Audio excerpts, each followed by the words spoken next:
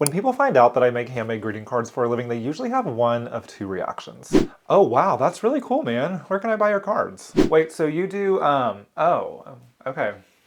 Yeah, good luck with that. Most people assume that I make a living by actually selling the cards that I create, and if they don't think that, then I think that they think that I'm this struggling artist type that's one day gonna wake up and realize I made a huge mistake by quitting my corporate job. So imagine their bewilderment when they find out that I actually don't even sell the cards that I create, leaving them to ask, how the hell does Ralph make money? And if you find yourself in the similar curious position, and trust me, I get it. I'm nosy too. This video is for you. Today I'm going to be breaking down my 5 income streams that I've built as a full-time card maker and content creator and talk about how each of those contribute to my overall revenue.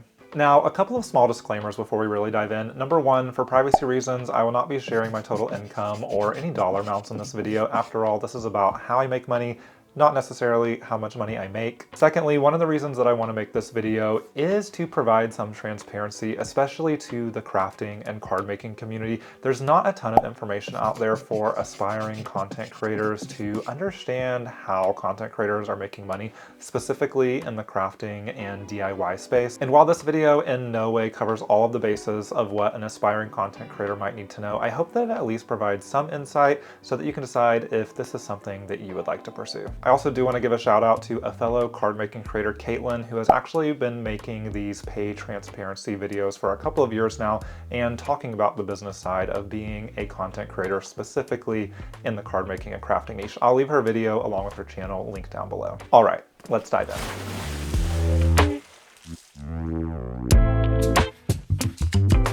For this video, I pulled all of my data from the full calendar year of 2024, and I'm going to walk through the 5 income streams from the largest all the way down to the smallest. Starting out with number 1, we have by far the largest contributor to my income this year, which is brand sponsorships. You'll also hear these frequently referred to as brand deals, but this is essentially when a creator partners directly with a brand to create content to help promote that brand. In 2024, income driven from brand sponsorships across my YouTube, Instagram, and TikTok pages made up a whopping 75% of my income for the year, which is crazy. That actually shocked myself and made me a little concerned.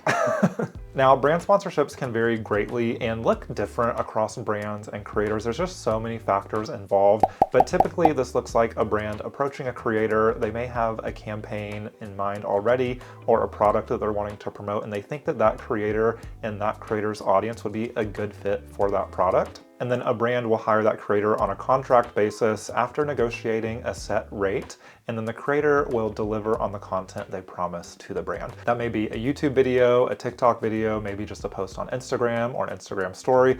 Like I said, they can really be structured a million different ways, but essentially a brand is paying you to post about their product or service. Now, brand deals can be a very lucrative way for creators to monetize their platform, but they're also a little tricky because you're essentially selling your audience and your platform to a third party, which is something that you've spent years building and nurturing and building trust with. As a creator, I would argue that the trust that you build with your audience is probably your single greatest asset. So when you're thinking about bringing a third party onto your channel, you need to vet them very thoroughly. Personally, I do my best to only accept brand partnerships with brands that I believe actually provide a valuable service or product that my audience would actually be interested in, and I believe that that company would do no harm to my audience. I'll fight for you till the day I die. Speaking of trust, it should be very obvious to you as a viewer when one of your favorite creators is integrating a brand deal into their content.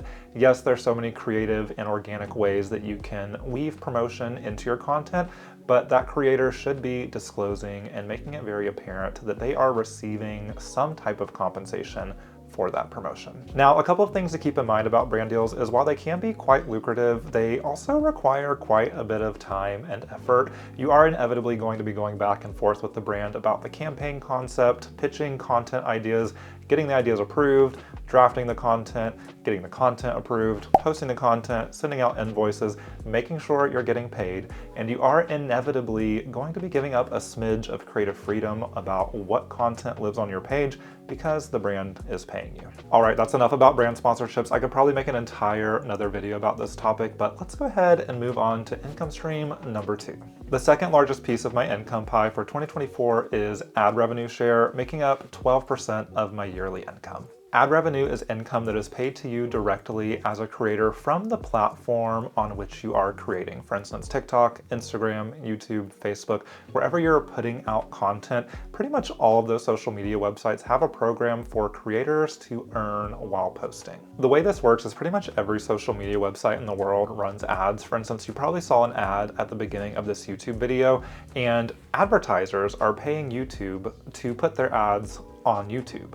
And since that ad is on your video, YouTube is then sharing a small piece of the income they're getting paid from the advertiser to you as the creator, since your video is actually delivering the ad. Now, that's a little bit of a simplified explanation, but that's essentially the gist. The social media companies are getting paid by advertisers, and then they're sharing some of that money with the creators who are actually making content on the app that people want to watch. It's pretty kind of them, right? Except the fact that there's zero transparency around how much they're receiving versus what they're sharing with us. Seriously, man, you think too much. Anyway, ad share revenue can become a pretty large portion of the income pie, especially for creators that have a large audience and get a lot of views. And the nice thing about ad share revenue is it's pretty accessible. And I say pretty because there are minimum requirements that pretty much every platform requires you to meet before you're eligible to enroll in the program. For instance, you may have to have a certain number of followers or a certain number of watch time. But once you meet those requirements, pretty much every creator is eligible to enroll in the program, and then you just start getting checks every month for the content you produce. And don't get me wrong, the checks are going to be small, especially at the beginning, but they can grow over time, and it's really nice to get paid for producing the content that you want to make. There's no overhead of making content that a brand wants you to make. You just get paid for making what you like and what your audience likes. Coming in at number 3 as my third largest income stream for 2024 is affiliate revenue, making up 7% of my total income for the year. Now, this is one that I'm sure most of you are familiar with, especially if you're a crafter watching this, because we do buy a lot of stuff, but I'll quickly explain it anyway. Affiliate sales is a way for creators to make passive income alongside their content, and I put passive in quotes because it still requires a decent amount of work. If a creator has a product or a brand that they really love and like to use in their content, they can become what's called an affiliate with that brand, which creates this partnership relationship that's mutually beneficial for both the creator and the brand. When a creator becomes an affiliate for a brand, they're able to generate what are called affiliate links, which are essentially special links that direct directly to the brand's website or product page. But whenever a viewer clicks on that link and then proceeds to make a purchase, the creator actually gets a small commission or split of that sale. Now, the commission is usually quite small, typically anywhere from 2 to 10%. So if you were to click a link in my description, for example, and then made a $100 purchase, I would make anywhere from $2 to $10 on that sale. But as you can imagine, if enough people click on that link and make purchases, those affiliate sales can add up. And there are creators out there who focus entirely on affiliate sales for their business. Their main goal is to drive traffic from their content to their affiliate links, and that is their main income stream. And let me be clear, there is nothing inherently wrong with that. This is meant to be a mutually beneficial relationship between the brand, the creator, and the audience member, so long as the creator is promoting products they truly believe in and think that would add value to their audience's life. Now, me personally, I have kind of a love-hate relationship with affiliate links. I'll be honest, I do use them. For instance, if you go to my website and look at any of the supply lists that I post where I list all the supplies that I use for each of my projects, most of those are affiliate sales, and I do receive commissions off of purchases that are made using those links. But I've always kind of just viewed the revenue that comes from that as extra icing on the cake in the broader scheme of things. Honestly, I just have a really difficult time pushing product and being salesy, if you will. It doesn't feel authentic to me. So I like to just put the links down in the description. If you find them and want to use them, great. I'm glad that they're helpful for you, and I appreciate you supporting this channel. But otherwise, you're probably not going to hear me talk about them too much. Moving on, we have my fourth largest stream of income, making up 5% of my total income for 2024, and that is merchandise. And I would consider merchandise to be any physical product that a creator offers to their audience. There's a whole nother bucket of digital products that some creators make a ton of money from, but that's not something I've ever played with. A lot of creators will offer merchandise in the form of apparel, such as hoodies, t-shirts, hats, and such that are related to the channel. I actually toyed with that a little bit at the tail end of 2023. There's a whole story around that. Maybe we'll save that for another day. But in this case, the merchandise I'm referring to here in 2024 is the revenue generated from my product line that I have created in collaboration with Hero Arts. This year, I did 2 collections with Hero Arts, one that dropped in the spring and one that dropped in the fall, made up of crafting supplies, full of stamps, dies, stencils, all the fun stuff, and the revenue generated from that made up 5% of my income for the year. And I feel like that may surprise some of you, especially the card makers and crafters here. I think there's this common misconception that if you have your name on a product line, that is like your ticket to success and riches. I don't know. I want to be rich and famous and loved by everybody. But of course, that's not the case. There's actually so much time and work involved, especially if you are working on a product line in collaboration with another company, or even if you're doing it solo, there's a lot of costs and people involved that have to get paid. And if I'm looking at the ratio of work and effort to monetary reward across all of the income streams in this video, I would say that merchandise is the heaviest by far on the work side. But I do think it's one of those things that has the potential to grow over time with the right nourishment, care, and attention. And I don't really view my product line solely as a way to make money.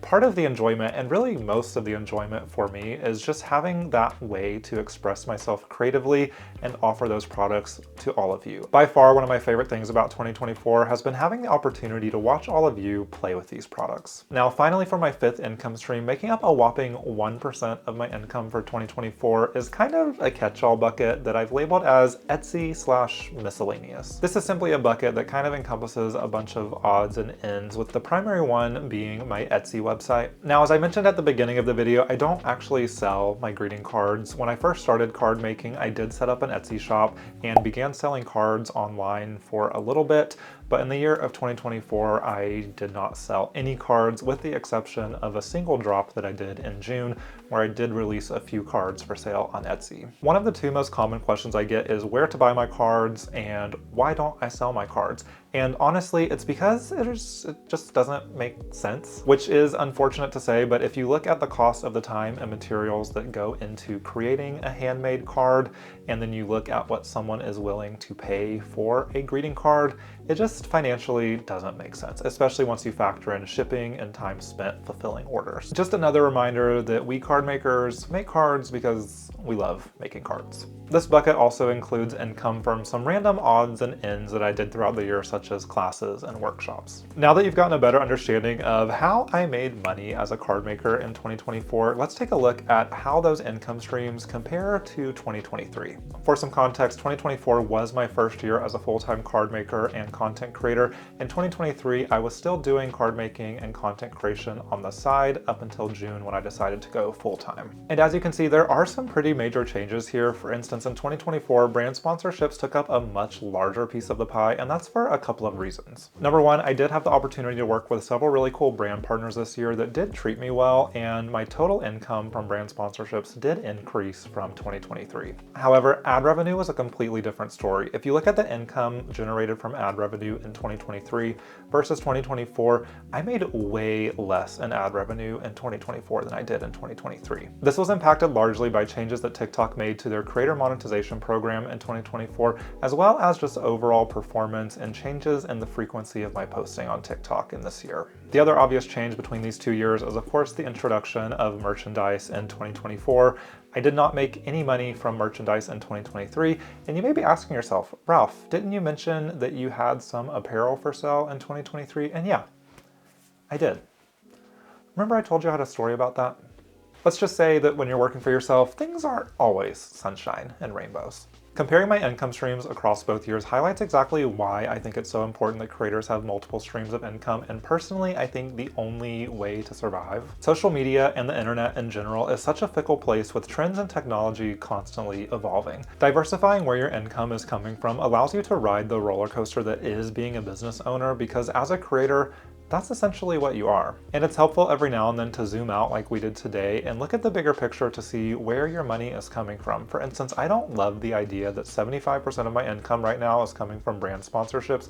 That piece of the pie feels a little bit too large for me to be comfortable with, and so I'm already making some changes behind the scenes to adjust that allocation. That can be done by either focusing on some of the income streams that you would like to see grow, or introducing a new income stream entirely. There are so many ways that you can monetize your craft craft or your art that I didn't even touch on in this video. For instance, you can do online courses, master classes, a paid membership community, write an ebook. There are truly so many options. And the best part, also kind of the worst part, if we're being honest, is that as the creator, as the business owner, those decisions about which options are right for you and your community are all within your control. All right, if you made it to the end of the video, thank you so much for hanging in there. I appreciate you hanging out with me today. If you enjoyed this video, please give it a like and a comment. That really helps me out. If you're not subscribed, go ahead and subscribe. And if you're interested in seeing more content like this, kind of the behind the scenes of what it's like to be a crafting content creator, let me know what you'd like to see from me on this topic next. I also do have a video, a vlog that I filmed last holiday season that kind of shows the process of working on a few brand deals. So if that section of the video interests you, go ahead and check out that video. I'll leave it linked down in the description.